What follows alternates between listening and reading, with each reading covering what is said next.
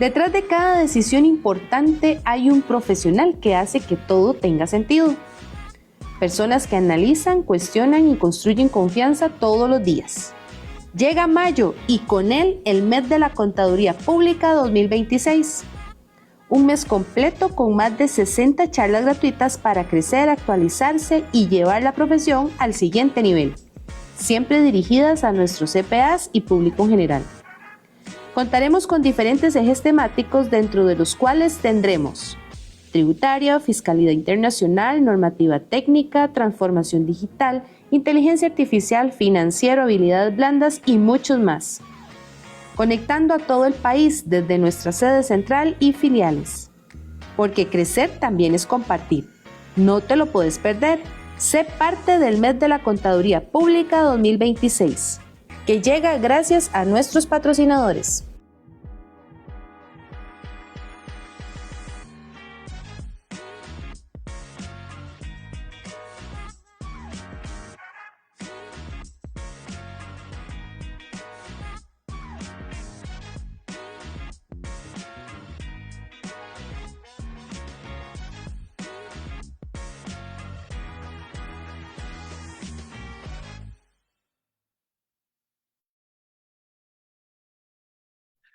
Hola, ¿qué tal? Muy buenos días. Gracias por acompañarnos un día más en nuestras charlas del mes de la Contaduría Pública 2025.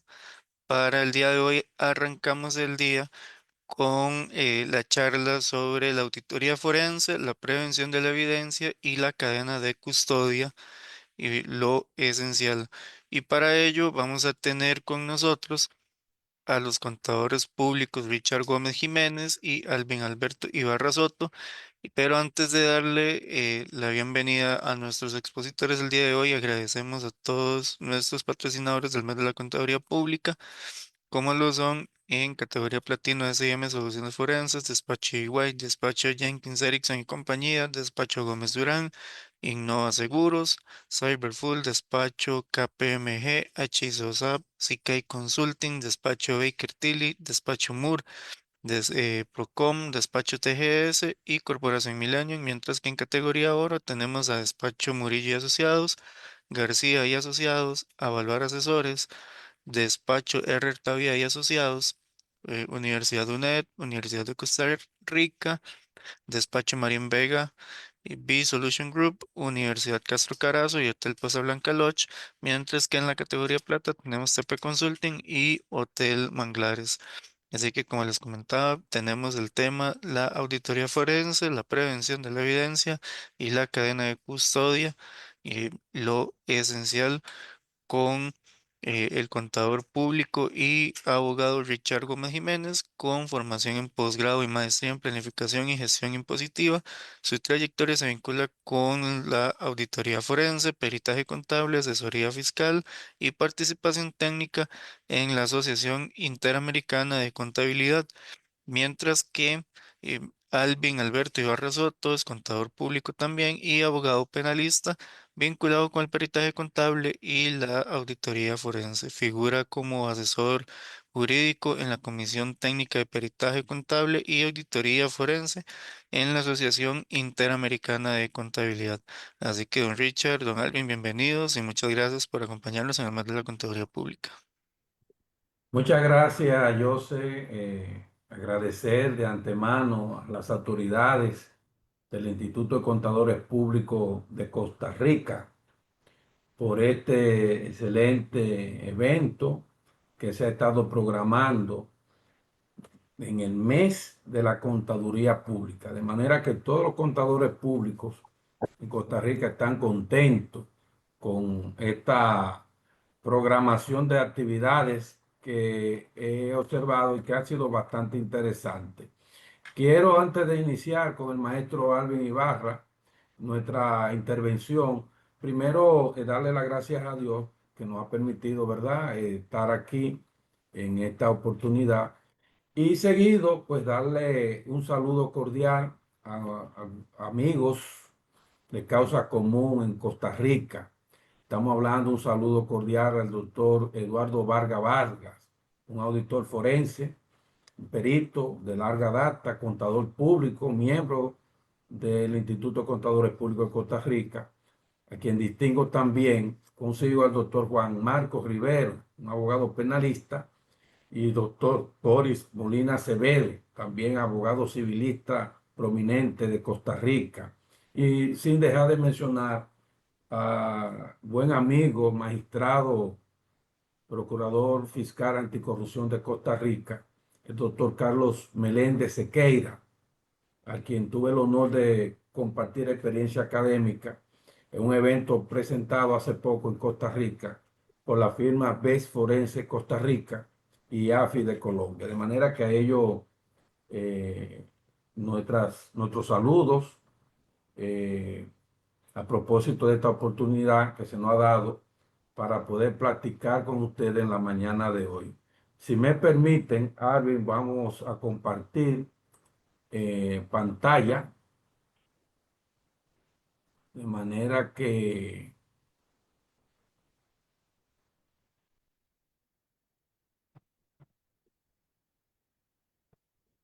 compartir pantalla. Me indican si se está visualizando. Sí, señor, correcto. Muy bien, entonces estamos dándole a la copita para iniciar. Muy bien, entonces, ok, vamos a asegurarnos Ahora sí. que está estéreo. Miren,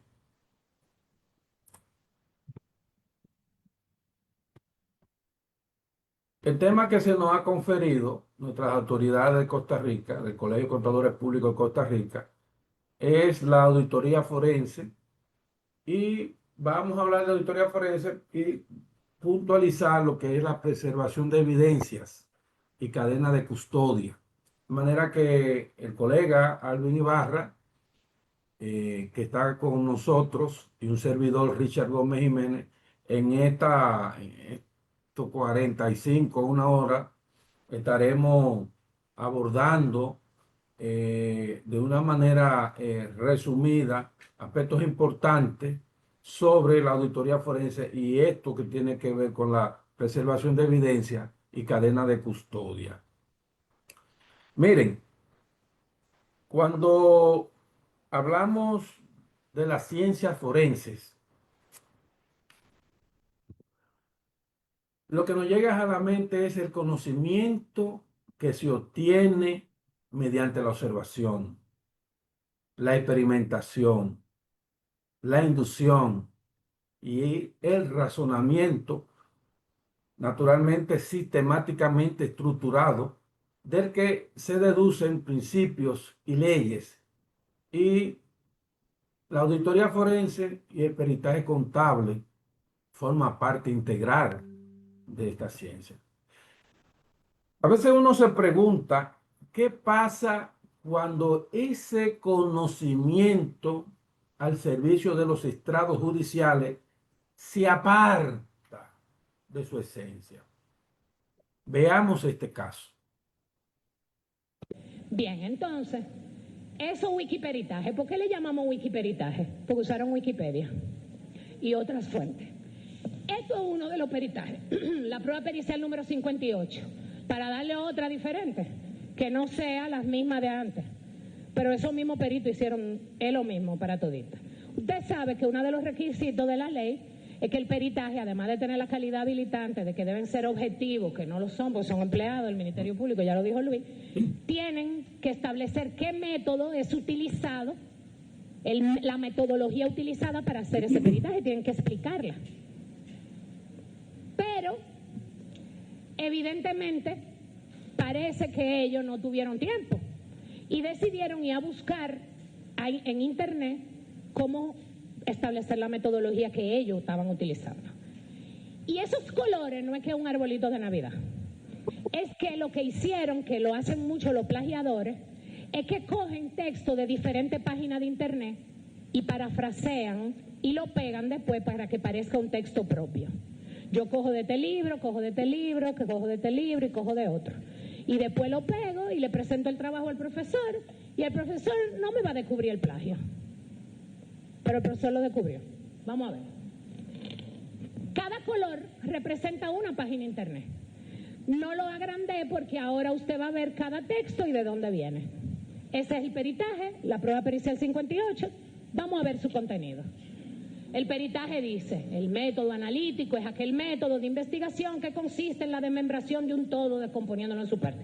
Parece que esos muchachos no le enseñaron en la universidad que cuando uno cita a alguien debe presentar la fuente al pie de página. Y ellos cogen ese pedazo, que es una definición, pudieron poner la definición en pie de página, pero no lo hicieron, se atribuyeron ese texto de esa página internet que yo le estoy mostrando, que está depositada la página y está depositado todo eso. Seguimos. La siguiente frase, el análisis de datos, es la ciencia que se encarga, sacado de una página. Pero, magistrada, óigame bien, el informe pericial tiene una página dedicada a la metodología. Ahí no hay nada que hayan hecho ese perito, que hayan escrito 2 líneas ellos.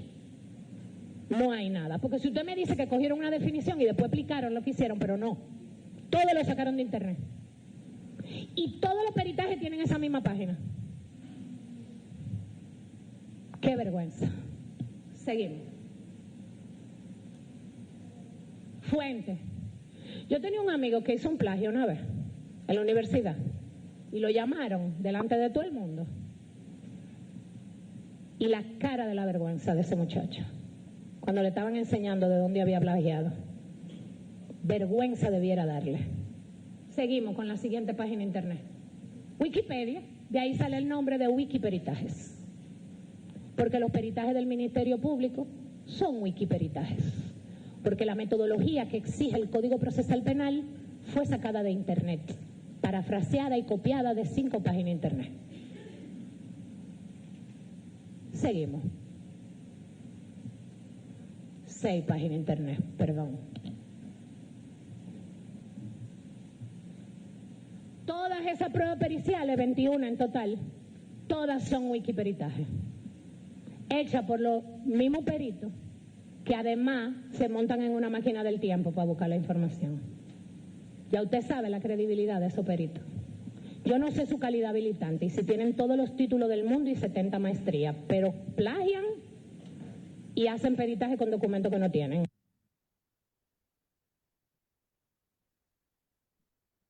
Bien, visto eso, es importante precisar que las ciencias fácticas o el conocimiento especializado y las ciencias experimentales, ambas ciencias que componen la ciencia forense, entregan al operario jurídico y al juez elementos de juicios para emitir una decisión basada en dictámenes elaborados con métodos científicos, con alto estándar de calidad y precisión, de manera accesoria y de manera principal por métodos legales que disponen las normas sustantivas y adjetivas del país donde realizamos el encargo, evitando de esta forma situaciones como la vista en este video en la sala. Es importante destacar que los avances de la ciencia forense fueron recogidos y estructurados en un famoso libro conocido como el Manual del Juez, de Hans Gross de Grasse, aquel padre de la criminalística, un abogado que descifró el lenguaje del crimen. Este señor estructuró la criminalística en el año 1800 e incluyó por primera vez dentro de la criminalística la contabilidad forense. Y en ese tiempo, pues la contabilidad forense estaba incluida para dar respuesta a una escuela penal causalista en el que el delito, para que existiese, le era requerido 4 elementos constitutivos, a saber, el sujeto activo, el sujeto pasivo, el objeto material y el bien jurídico tutelado. La contabilidad forense dio respuesta a esos delitos hasta el año 1800. Sin embargo, en la actualidad, los delitos han evolucionado y la ciencia forense también. Y ahora aparece lo que es dentro de del portafolio de la ciencia forense, la auditoría forense. Y la auditoría forense nace o surge a propósito de que en las escuelas penales moderna con el delito de omisión, con el nacimiento del delito de omisión, que es la inobservancia, el principio de deber de cuidado. La Contraloría Forense no podía dar respuesta a ese tipo de delito. Entonces, ¿por qué? Porque la omisión se da con la conducta humana y los métodos científicos de la criminalística no están diseñados para tal sentido, lo que entonces da origen a la criminología, que estudia realmente la conducta humana y hace sus aportes a través de la psicología forense. Cuando usted escucha el triángulo del fraude, los contadores que hacen ejercicio de encargo de este tipo han escuchado mucho el triángulo del fraude. Entonces, ese triángulo del fraude es un aporte de la psicología forense. Y lo mismo la psicología criminal, que hace su aporte con la perfiliación criminal, que es la que dice que debemos pensar como criminales más no serlo, pero es una competencia de esa ciencia, no de nosotros para estar asumiendo unas atribuciones que no nos competen. De manera que la autoridad forense da respuesta a eso. Entonces, ¿qué podemos decir de la auditoría forense? Bueno, la auditoría forense es una ciencia que auxilia a la investigación penal, auxilia a la investigación penal y criminal. La investigación penal y criminal es la ciencia, también es una ciencia que intenta conocer los hechos y determinar si se cometió un delito.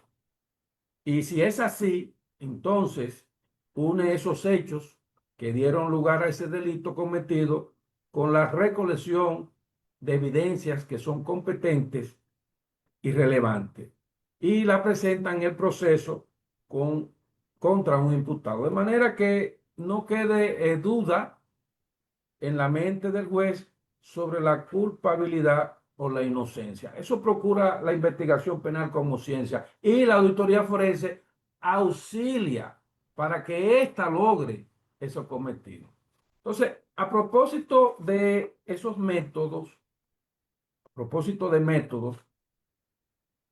dado que la auditoría forense auxilia a la investigación penal, le cabe preguntarse ahora por qué es importante que el contador público autorizado, a la hora de aceptar un encargo de tipo auditoría forense o pericial, conozca sobre el método de presentar evidencias y cadena de custodia. Es una pregunta que uno se hace porque la respuesta es puntual y ahí nos va a ampliar el maestro Alvin Ibarra. ¿Por qué es importante que el contador conozca? Bueno, por lo sencillo. El contador público autorizado que actúa como auditor forense y como perito asume una función judicial. Y esa función judicial la asume en el momento que éste acepta el encargo. Y como él participa en toda la fase del proceso penal, cuando es requerido y le pone las manos a los papeles, entonces en ese sentido, él asume ciertas responsabilidades en lo que es el proceso, la metodología de la cadena de custodia. Entonces, él tiene que conocer qué es la cadena de custodia, conocer a fondo ese método. Entonces vamos a permitir que el maestro Alvin Ibarra nos siga extendiendo la importancia del contador público que acepta encargo de teoría forense de dominar, conocer el método de la cadena de custodia. Maestro Alvin. Buenos días a todos. ¿Qué entendemos por cadena de custodia? Cadena de custodia es el procedimiento que se utiliza para recolectar indicios y mantener su integridad, su identidad, preservación, su seguridad, su almacenamiento, su continuidad y su mismicidad hasta que llega para ser utilizado en un juicio. Este procedimiento de la cadena de custodia, en el caso específico del hermano país, ahí tenemos una sentencia 0368, o sea, la tercera de la Corte Suprema, el 14 de agosto del 92, donde ya la Corte nos da un planteamiento del procedimiento y el deber de cuidado, y también nos hace una observación, el conocimiento que tiene que tener el contador, aunque es poco conocido, pero eso no es obvio para que no tenga esa expertise al respecto. Siguiente, Richard.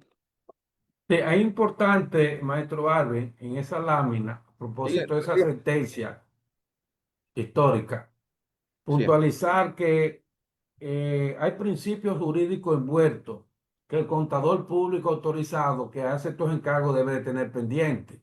Uno es el derecho fundamental a la justicia, el principio del debido proceso, el principio de seguridad jurídica y lo más importante del perito contador que hace este encargo, el principio de inmediación de la prueba.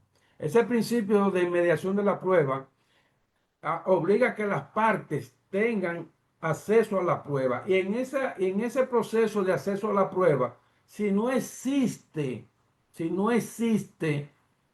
un control de esa prueba, pudiese entonces ser que esta misma sea contaminada. Alguien saque, alguien adultere. Entonces, basado en esos principios, es que la Corte, a través de esa sentencia, allá en Costa Rica, en el año 1992, pues se pronuncia y le exige a todo el que pone la mano a la prueba un protocolo. Y entonces el contador tiene que tener conocimiento, porque si no tiene conocimiento de este protocolo, pues evidentemente entonces dañaría la prueba y concomitantemente entonces los jueces y los operarios jurídicos no van a poder establecer las responsabilidades penales ante los casos que se les presenten. Siguiente. Hay un tema que es importante para todos los países del continente. Tenemos la Convención Interamericana de Derechos Humanos, Pacto San José, donde establece las competencias de la Corte Internacional. El hermano país es parte de ese pacto, de esa convención. Por lo tanto, para todos los países del continente americano es obligante el caso algodonero, México, donde hubo un planteamiento de la Corte Internacional sobre la importancia de la cadena de custodia para los países iberoamericanos. Entonces, ya tenemos un punto de referencia dentro del contexto del derecho internacional sobre la cadena de custodia como elemento es parte del debido proceso americano. Siguiente.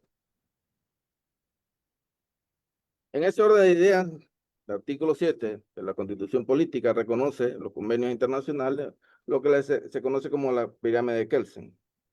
Este es un procedimiento para todos los países. En el caso específico del hermano país, lo tenemos en el artículo 7 de la Constitución, que habla sobre este elemento. Entonces, partimos de una base, que la cadena de custodia es una prueba constitucional. Siguiente.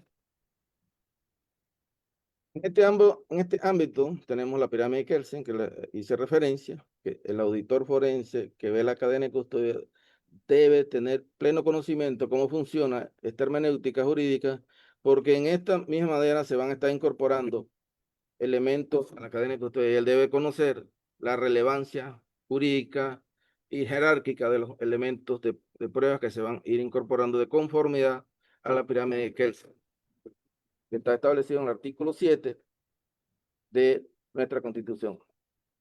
Siguiente.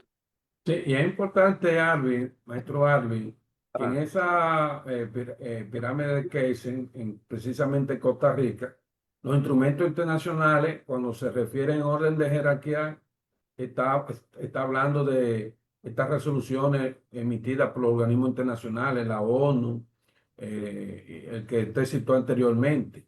Luego sí, le sigue la Constitución Política, luego lo siguen los tratados internacionales, que son los acuerdos entre países.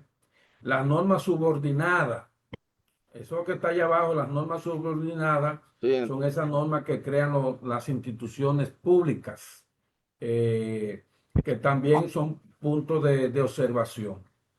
Y el auditor forense, el contador que practica eso, en cada una de esas fases tiene que tener conocimiento de eso, porque la cadena de custodia envuelve muchas cosas desde el punto de vista jurídico. Uno de los elementos a considerar es la competencia del contador. Para tales propósitos, es indispensable observar la ley sobre su competencia. Lo vemos en el artículo 9 de la ley 38 de 1947, publicado en la Gaceta Oficial 100. Entonces ahí tenemos dos figuras, contador público autorizado y contador público.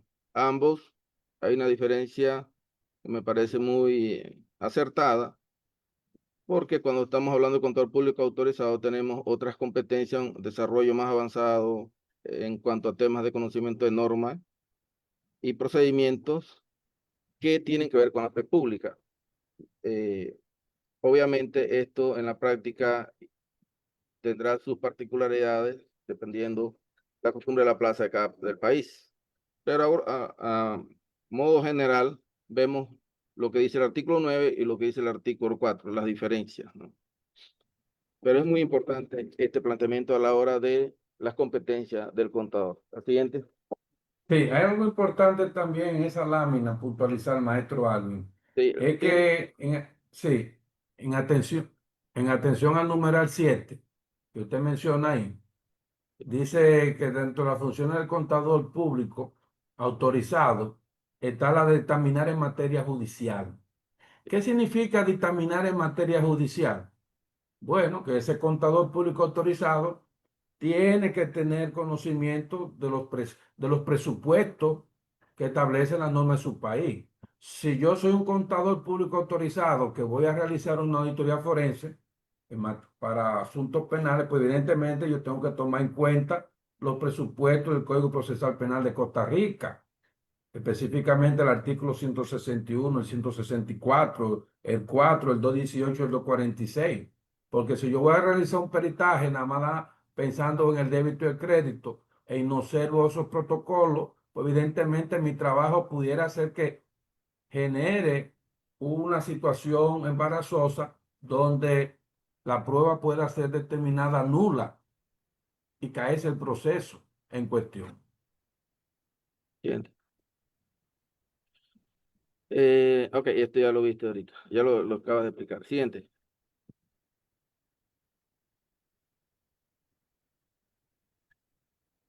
En este punto es importante observar lo que establece el Código de Comercio, específicamente el artículo 9, que tiene que ver con el tema del desarrollo y el trabajo y la competencia del contador público autorizado. Todos los documentos que emite un contador público tienen aspectos de documentos públicos. Los documentos públicos lo encontramos su definición en el Código Procesal 9342, una norma adjetiva. Más adelante vamos a ver la diferencia de una norma sustantiva y una norma adjetiva. Entonces, los documentos públicos es recomendable que se sustenten sobre las pruebas juris et iure, es decir, pruebas que tienen por imperio de la ley, tienen fuerza probatoria, porque así lo establece la norma. Entonces, la importancia de a la hora de que el contador va a entrar a evaluar la cadena de custodia, los elementos que están en la cadena de custodia, qué pruebas son documentos públicos, documentos privados, tomando como referencia que él es un sujeto y órgano de prueba que emite documentos públicos. Muy interesante eso, maestro Alvin, que usted está haciendo mención. Es un Bien, tema, ¿cómo está siendo relacionado con un tema de cadena de custodia? sí, bien.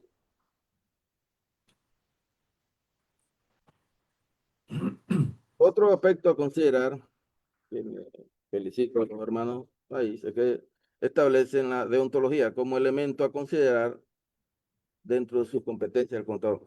Es un decreto presidencial que reglamenta esta norma. En Paraguay nosotros, uno de los grandes problemas que tenemos es que no tenemos unas limitaciones al conocimiento de lo que es la ética.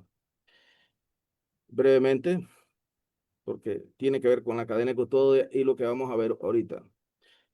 La ética no es un elemento sancionador. La deontología sí es un elemento sancionador. La deontología surge entre la ley y la reglamentación.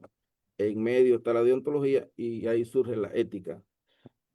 cuando nosotros vamos a ver la cadena de custodia, ahí vamos a encontrar diferentes ciencias formales o fácticas que están en un concierto de conocimientos en la cual nosotros tenemos que conocer cada una de esas normativas adjetivas y subjetivas que regulan esas ciencias formales o fácticas en la cual nosotros vamos a entrar y analizar.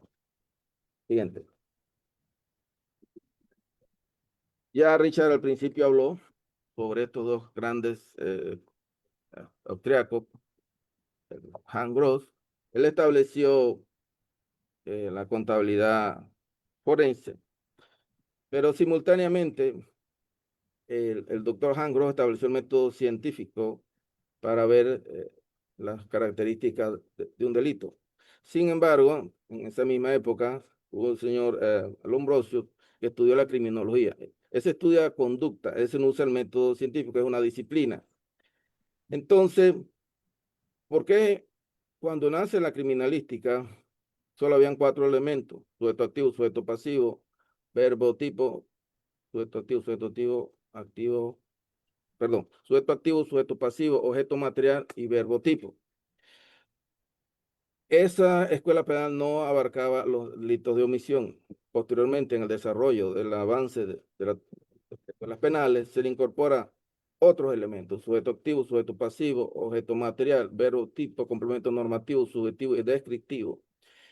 Entonces, es el pensamiento, el análisis. Entonces, estos dos grandes hombres analizaron desde el punto de vista de la criminalística y la criminología. Ahí la contabilidad forense tuvo un atraso. Entonces, ahí el gran aporte de la AIC, que incorpora ahora en el concierto de la ciencia fáctica formales una metodología de investigación que sí podemos entrar ahora a ver y analizar en ese mundo de la ciencia fáctica formales. Siguiente. Sí, y es importante precisar, a propósito del Manual de Auditoría Forense de la Asociación Interamericana de Contabilidad, que el mismo constituye fuente de derecho en cada uno de los países, por ser este un tema de los usos y costumbres profesionales. De manera que el autor forense que se apoye ahí, pues puede hacer un buen papel, un buen soporte en las investigaciones y pueda asistir en las investigaciones para asistir al Ministerio Público o en las investigaciones que no tiene la presencia del Ministerio Público, sino que son investigaciones que son de partes, son asuntos penales y van de parte y se tratan en los tribunales penales sin la intervención del Ministerio Público. Y también este va a ser es un material que contribuye a establecer responsabilidades penales en caso de cuestionamiento de ese tipo. Bien. La fe pública es la potestad que le da el Estado a una persona para que en nombre de él emita un dictamen, siguiendo unos procedimientos. Como lo dijimos anteriormente, el contador público es el que tiene esta competencia. Ahora, el contador va a entrar a las ciencias forenses, como ustedes lo ven ahí. Y ese mundo tiene sus particularidades que hay que respetar, seguir y para estar dentro de lo que se denomina el debido proceso. Siguiente. Dale un clic, Richard, para que aparezca ahí en lo que está en el centro. El contador público en su quehacer diario está dentro del derecho público y el derecho privado. En las corporaciones públicas, todo lo que la ley le indica. En las corporaciones privadas está, tú puedes hacer todo mientras la ley no te lo prohíba. En medio está el contador público, que tiene que actuar, observar y analizar. En este mundo de la cadena de custodia es importante saber las competencias, tanto el derecho público o el derecho privado, para poder actuar dentro de ese debido proceso. Siguiente. En este caso, ya entrando en materia, tenemos el Ministerio Público, órgano de investigación, estableció una guía. Esta es una guía que es una recopilación de todo el ordenamiento jurídico que compone la República de Costa Rica, incluyendo todas las instituciones, los códigos, etcétera. Y es un elemento a considerar que debe ser de conocimiento del contador para poder estar y manejar dentro de ese ámbito de la que es la cadena de custodia. Vamos a entrar y analizar cada aspecto de eso. Siguiente. Es importante puntualizar en esta lámina que si bien existe en el Ministerio Público de Costa Rica este protocolo de cadena de custodia, ese protocolo se adhiere de manera estricta a las disposiciones del Código Procesal Penal de Costa Rica. Y precisar también que si bien el Ministerio Público de Costa Rica tiene ese protocolo, que es bueno que el contador público lo conozca, que lo invitamos a leer. También la policía tiene un esquema de protocolo de cadena de custodia. Siguiente. Dentro de este organismo de investigación, que está el organigrama del Departamento de Ciencias Forenses, ustedes ven aquí, las ciencias formales, ciencias fácticas están en una forma integrada. Y vemos solamente documentos, sección de documentos dudosos, unidad de documentos, unidad de escritura, unidad administrativa.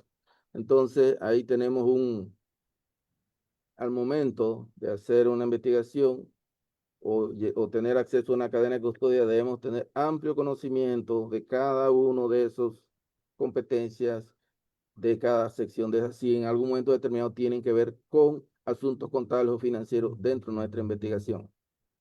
Siguiente. Sí, me llama mucho la atención de ese organigrama que existen unidades o departamentos, ¿verdad? La unidad acústica forense, la sección de sonidos forenses, balística forense, pero debería trabajarse para que más adelante esta versión es la del 2020, si pudiese haber otra versión que se tome en cuenta una unidad que trabaje lo que se llama la unidad de auditoría forense. Ese sería un punto importante, que pudiera ser que los trabajos se estén realizando a través de la sesión de documentos dudosos, pero es bueno segmentarlo y que tenga su propia unidad. Bien. A manera de ilustración, tomando el ejemplo de la normativa del Perú, que están en nuestro manual, ustedes observan conocimiento científico, ciencias formales, conocimiento especializado, lo fáctico y la diferencia en cada una de ellas. En el caso de Costa Rica, lo que hicimos anteriormente, el planteamiento. Entonces, a nivel de Latinoamérica es importante establecer estos dos elementos. La criminalística usa el método científico. La criminología estudia conductas antisociales. Entonces, a veces se confunde la contabilidad forense, usamos métodos de investigación científicos y eso confunde al operador jurídico porque usted como contador no hace experimentación científica. Entonces usted tiene que, si esa fuera la razón, usted tendría que utilizar el especialista del área que lo auxilie y le contribuya. Pero en el caso específico de la cadena de custodia, usted debe tener conocimiento de estos dos elementos, lo fáctico y lo formal, que pueden ser fuente de suministro de indicios en una cadena de custodia. Siguiente. Pero una pregunta, profesor Ibarra. Si a mí me buscan para hacer una auditoría forense y yo entro al departamento a procurar, a recolectar la información, ¿debería yo tener acceso a bajar las informaciones de las datas del sistema de cómputo? No, eso lo vamos a ver más adelante. Más Ok, adelante tenemos ese punto. Vamos, bien. ajá. Siguiente. Señora, aquí ya estamos un poquitito entrando a lo que es la norma sustantiva y la norma adjetiva. La norma sustantiva es la que te prohíbe una conducta, la norma adjetiva es que te verifica eso. Brevemente, en el Código de Comercio tenemos lo que anteriormente dijimos, la pirámide de Kelsen, artículo 2. El Código Penal, es importante tener conocimiento del tipo penal objetivo y subjetivo para cómo se desarrolla una investigación. En el Código Civil, nosotros tenemos que tener conocimiento de la aplicación de la norma, el desarrollo de la norma. Hay un artículo 2 de este Código de Comercio Civil que te establece los requisitos de la legalidad de una norma superior o inferior. Tenemos el Código Procesal, donde están los procedimientos del perito. Y en el Código Procesal Civil tenemos los elementos de prueba. Entonces, en la cadena de custodia, estas normas sustantivas y adjetivas son nuestra Biblia. En algún momento determinado, la ley ARTI, ad hoc, pudiesen contribuir a ayudarnos. Pero recordando que debemos tomar en cuenta la pirámide de Kelsen, el valor de la norma. Entonces, es importante conocer estos instrumentos para ir entonces a evaluar o a examinar en un momento determinado qué es en la cadena de custodia. Tener conocimiento de todos estos en una forma genérica, por lo menos para poder evaluar o examinar elementos o indicios de prueba en una cadena de custodia. Siguiente. Eso es interesante, Ariel, porque Sí. verá qué pasa. En el video de ahorita, la abogada decía, no se ajustaron al código procesal, a los requerimientos metodológicos del Código Procesal Penal. Entonces, hay que tener mucho cuidado porque pudiese ser que estemos montándonos en normas profesionales para hacer un trabajo y estemos inobservando los presupuestos que establece la ley del país. Porque la cadena de custodia es una metodología, pero esa metodología no está establecida en las normas profesionales nuestras. Y si nosotros vamos a hacer pericia forense, peritaje contable, o vamos a realizar auditoría forense, tenemos que tener conocimiento de eso, porque el trabajo de nosotros, de una manera u otra, afecta el proceso e incide en la toma de decisiones en los operarios jurídicos. Bien. Obsérvese lo que establece el artículo 2 del Código de Comercio versus el 818 como elemento y cómo hay concordancia jurídica con el Código Civil. Entonces, esto se llama la conexidad instrumental. Esta conexidad instrumental debemos analizarla dentro del contexto de la pirámide de Kelsen, la jerarquía de la norma, artículo 7 de la Constitución. Entonces, la fuente de derechos, y anteriormente hablábamos, en el artículo 1 del Código Civil, te da la jerarquía. En el artículo 2 del Código de Comercio, te dice qué debemos observar. Esto es muy importante para los abogados cuando hay peritajes contables y no reúnen estos presupuestos, usted puede ejercitar el cumplimiento de la norma sustantiva a nivel constitucional y tendrá una excelente oportunidad. Siguiente. Muy bien. Ya este es el esquema de la cadena de custodia que puede proveer conocimiento o indicio de dos fuentes, como lo indicamos anteriormente, ya sea formal o fáctico. Y está en 9 puntos específicos. El indicio, la recolección, el embalaje, los registros de datos, transporte, boleta única de custodia, almacenamiento de los indicios, trazabilidad para los indicios, destino de los indicios. Esto Muy bien. lo vamos a ver en una forma rápida porque el tiempo no nos da.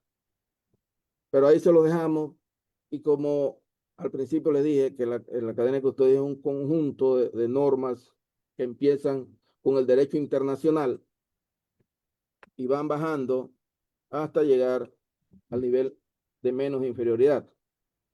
Entonces el contador debe saber estos procedimientos porque él en un momento determinado puede actuar observando, analizando, dictaminando, ya sea al principio, al inicio, en fase intermedia o final, dependiendo.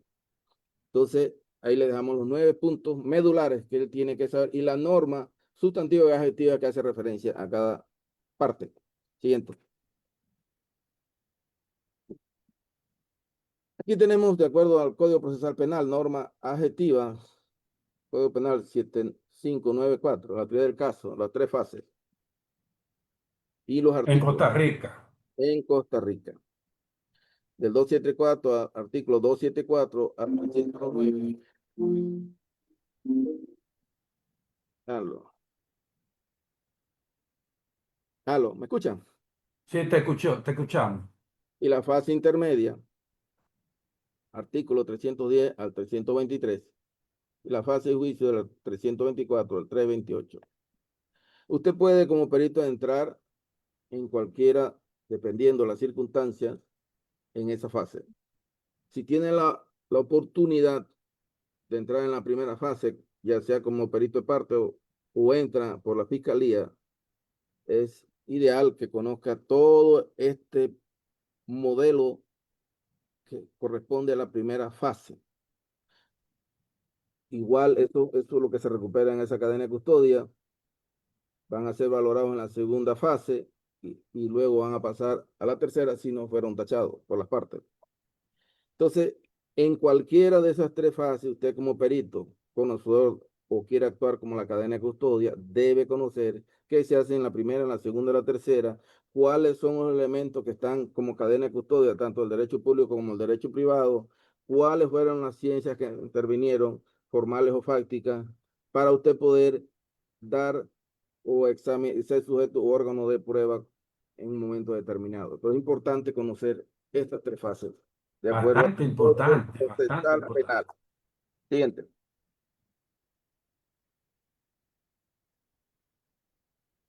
En el caso específico ya de nuestra profesión, por lo general nosotros siempre nos vamos al tema contable, pero omitimos el hecho, acto, negocio jurídico, que es el nacimiento jurídico de la relación contractual contable o financiera, que es lo que en realidad ocurre en el derecho público, la norma sustantiva, y se verifica en la norma adjetiva.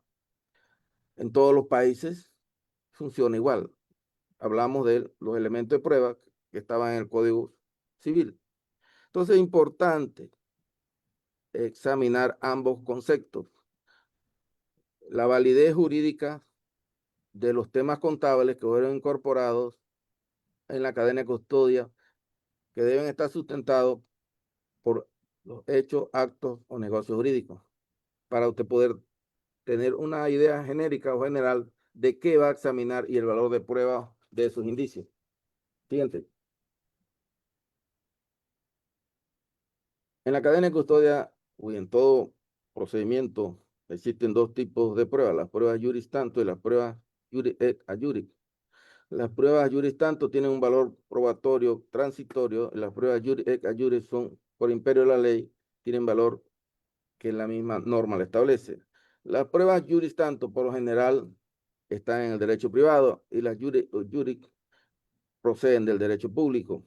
Estos 2 elementos que componen el derecho público y el derecho privado, en algún momento determinado van a ser parte de la cadena de custodia. Es importante que usted conozca uno y la diferencia del otro para usted poder desarrollar su actividad como del dictamen pericial. Siguiente. La teoría pentantónica del delito es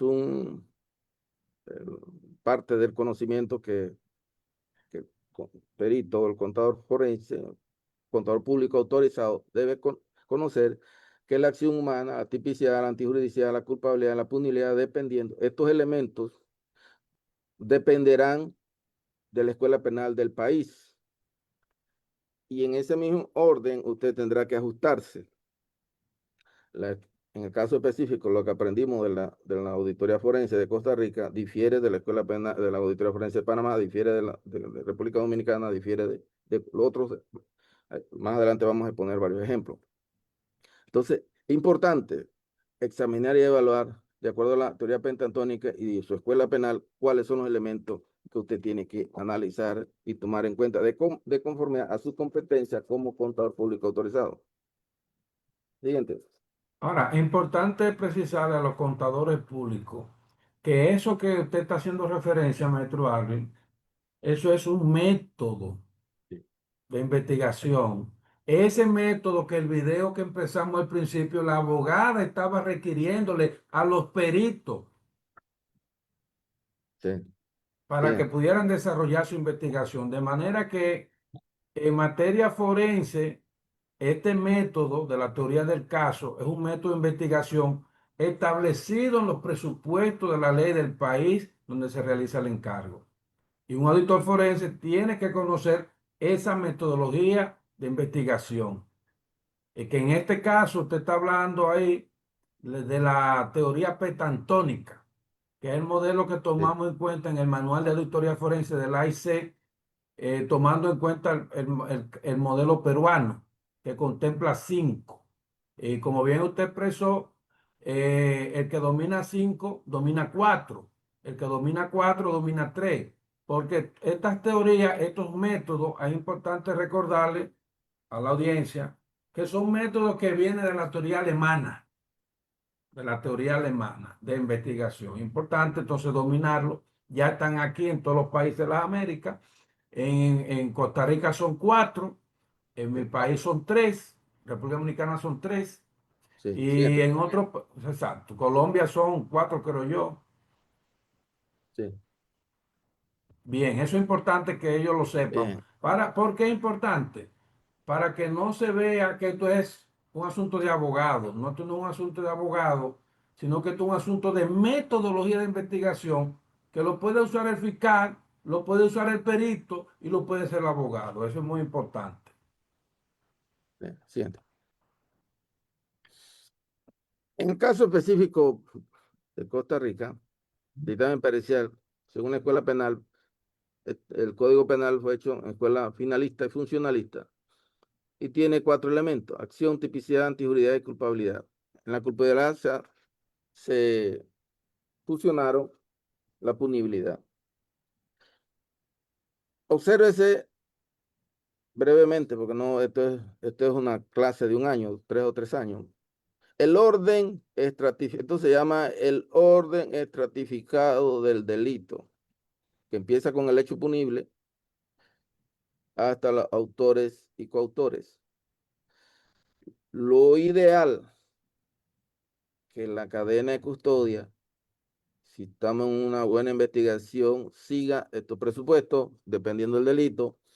Lo ideal que el perito, en la medida que se van incorporando los elementos, vaya observando las variables que se van incorporando y él pueda tener una idea cómo funciona el examen de una conducta antijurídica que ofendió un bien jurídico tutelado en la República de Costa Rica. Es importante, imperativo que él conozca.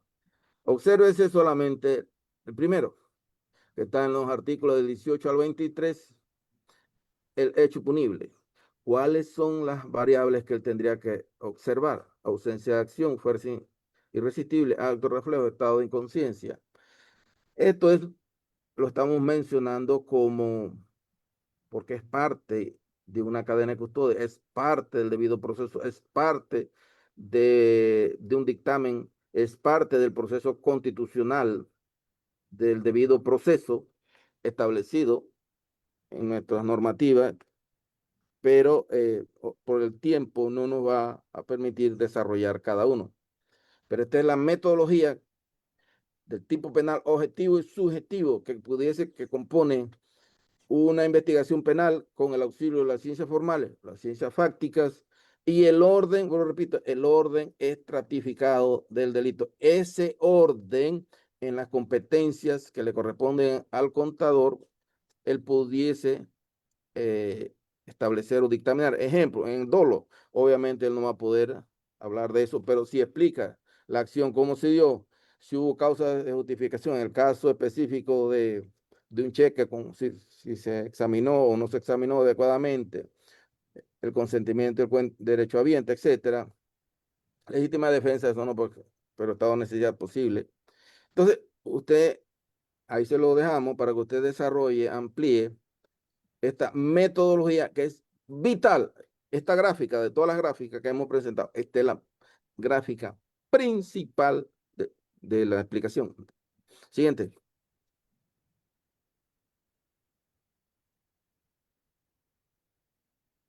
Análisis de la teoría del caso de la cadena de custodia, Código Procesal Civil, como les mencioné anteriormente. Aquí están las disposiciones de la prueba, del artículo 41 hasta el 41.5, declaración de parte, la prueba pericial y la prueba documental.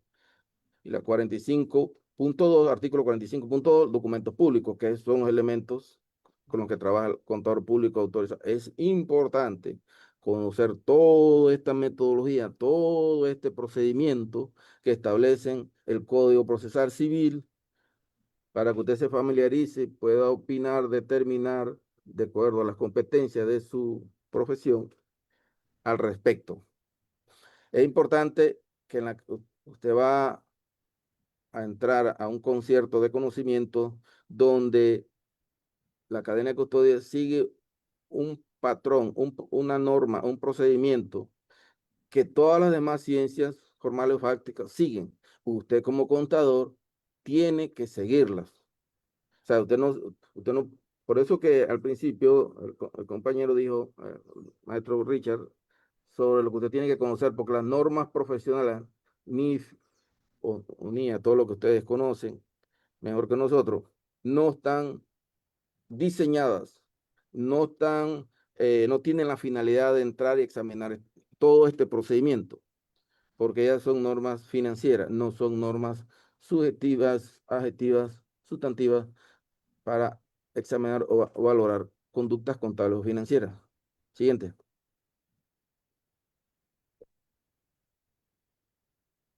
De igual manera, el Código Procesal Civil, en los artículos 213 al 224, están los presupuestos del perito.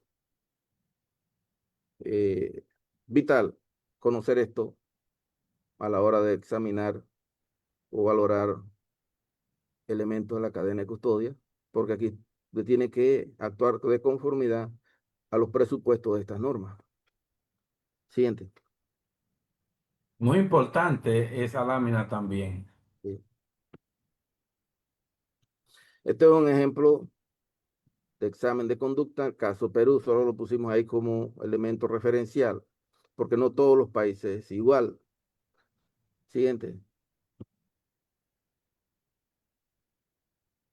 Siguiente, Reya.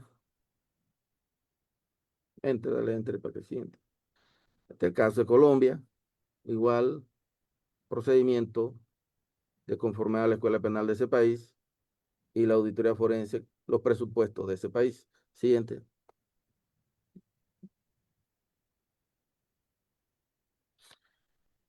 Aquí tenemos un modelo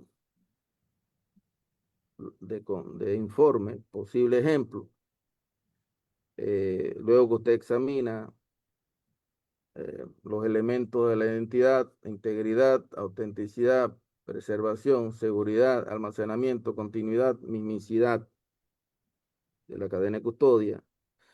¿En qué momento usted entró en la primera o segunda o tercera etapa? Luego que usted examinó si esos elementos tienen elementos fácticos o formales, dependiendo cómo ocurrieron los hechos, la parte que usted tiene que establecer un dictamen. Entonces, una investigación puede iniciarse por denuncia, querella o oficia, y aquí le damos una idea genérica porque en esta ocasión nosotros nos referimos a la cadena de custodia, no nos referimos a la metodología de los informes que tienen una particularidad en cada país, pero al examinar las normas sustantivas y adjetivas de las que hemos hecho referencia a través de esta charla, ya tengo una idea de cómo debe ser el informe, una estructura. Y el abogado, defensor o acusador, dependiendo si un informe pericial no le, no le es favorable o se aleja del debido, para decirlo de una manera, este informe, dictamen se aleja del debido proceso, tiene innumerables recursos, empezando con la Constitución, Pacto San José, artículo 8,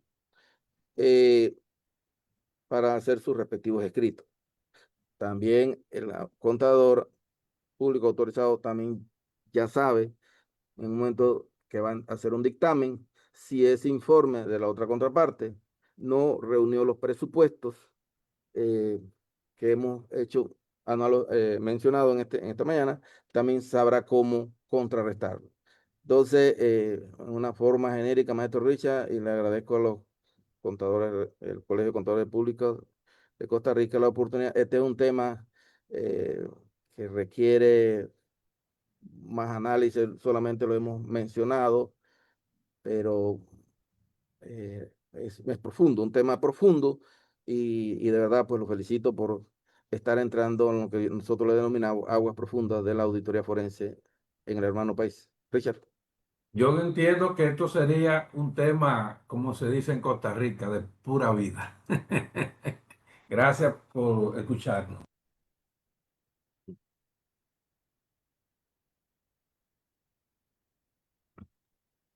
Perfecto, don Richard, don Alvin, muchísimas gracias por acompañarnos el día de hoy.